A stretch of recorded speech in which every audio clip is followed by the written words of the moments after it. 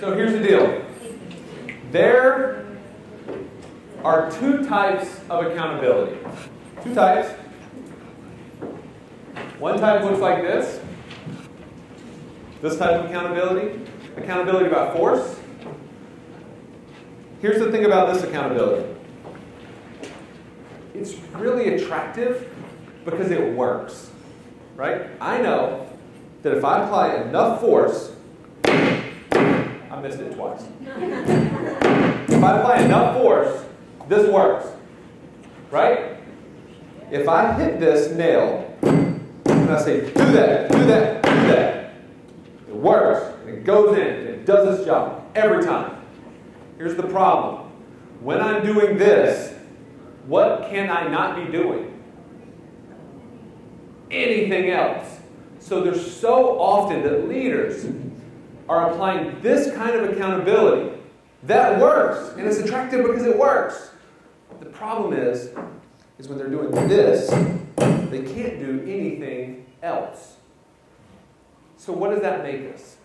If we have to stand over our people, and we have to make sure that they're doing their job, they're doing theirs, they're doing theirs, they're doing their job, I end up being a highly compensated babysitter. Have you ever felt that way? Some of that really hit home to the people that saw that. It's like, oh, I almost got an amen from someone. Okay. Look. Here's the thing, though. This isn't the only type of accountability. This isn't the only type. There's another type. This is called accountability by force. This is the other type of accountability. This right here, this teaspoon, this is yeast. This is yeast.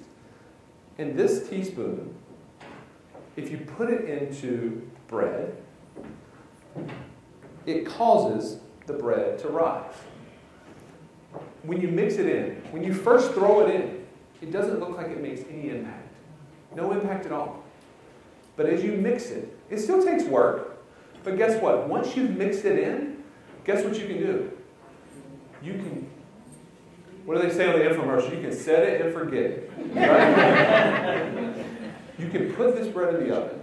You can walk away and go get some stuff done. And guess what that bread will do? All by itself. Guess what it'll do? It'll rise. And you know what's impacted? Not just a single thing at a time. Not just a single thing at a time. What's impacted is all of it.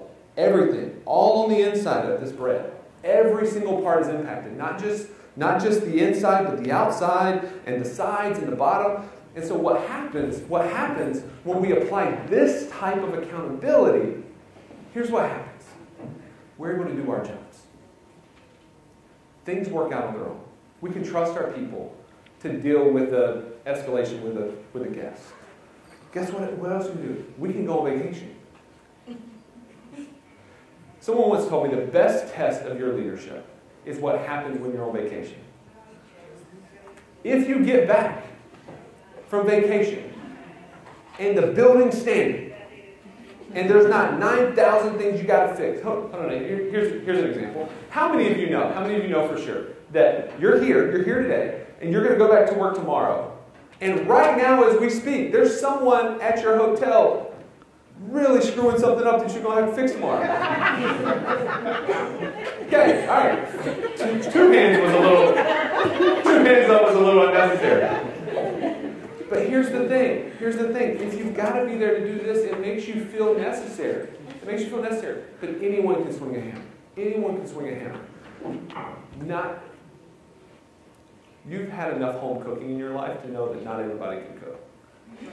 This is a skill. This is a task. So the question is how do we apply more yeast? How do we apply more yeast into our team so that everything rises?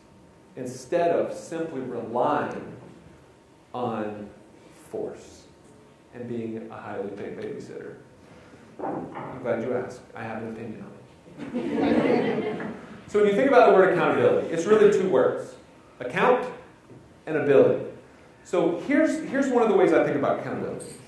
We first have to account for the ability of our people. Here's an example. I have a 7-year-old and a 2-month-old. It's not going to be very long before that 2-month, right? Like right now it's really cool because we can take him and he's really cute and he's starting to smile. And we can put him down and we can walk away. And when we come back, guess where he is? He's right there. It won't be very long before that's not true. All right? You got to get some way to keep up with, put a bell on him or something, right? So here's what happened with my daughter. A few years back, she's 7 now. When she was learning to walk, here's what we would do. We would go into we had a big bonus room. And we would stand her up on one side of the bonus room. And then me and my wife, we'd run over to the other side of the room. And we'd get down on our hands and knees. And we would do the most ridiculous stuff to get her to walk toward us. We'd cheer, we'd clap, and we'd, yeah, come on, sweetheart, come on, baby, come on. And here's what would happen. She'd kind of toddle. She'd take one step, and then another. And then she'd fall down. When she fell down, we'd be like, what are you doing? Can't walk! What's your problem? Right? So we start to criticize her and berate her and tell her that she was better than that. Tell her we don't accept non-walking in our house. This is a family standard. This is what we do. Look, this was in your job description when you were born. You had 2 strong legs. We expect you to walk. What's your problem? You know what? We're going to write you off for this. Of course we didn't do that. Don't we do that to our people sometimes?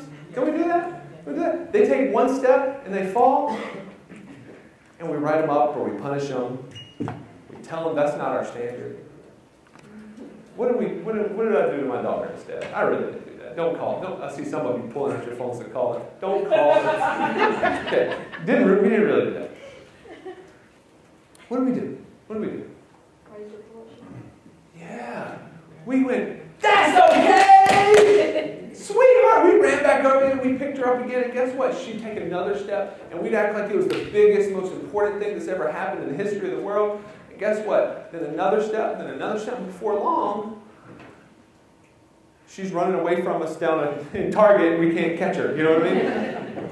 So here's the advice that Dale Carnegie gave. This is advice that he started giving people in the early 1900s. Simply this. Praise the slightest improvement and praise every improvement. We have to be careful when we're thinking about accountability, not to be expecting things from people that they're not yet able to give us. It does not mean capacity. Oftentimes it means attitude, awareness, and understanding. Because could my daughter walk? Yes. If you were only expecting 2 steps. But she could not walk 4 steps. And so we didn't expect her to walk 4 steps. There's many people that I'm sure that you've worked with, you've worked for, or you've managed in your career that could practically do the task.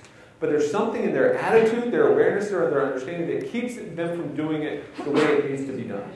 And so that's our responsibility, not only as employers, but as coaches of high performers to help them get to that ability.